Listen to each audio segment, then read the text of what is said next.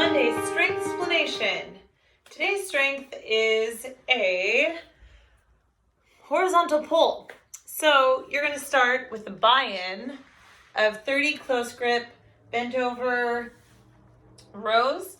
So keeping your back flat, abs engaged, you're going to pull it to your chest and back down, making sure you don't round your spine. Try to keep everything flat, pull and release. For 30, then you're going to start a timed section of 3 rounds of 45 seconds on, 15 seconds off of kettlebell drags.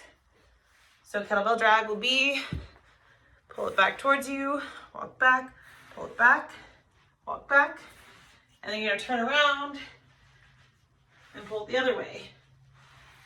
When you're doing this, you're trying to engage your lats and keeping your back flat. Then you're going to do a lawnmower row in a long lunge position. Arm resting on your leg, abs engaged, pull up and back down for 45 seconds. Then you'll switch, 45 seconds on the other side. And then the swing high pull. So it is redirecting the swing and pulling it back towards you.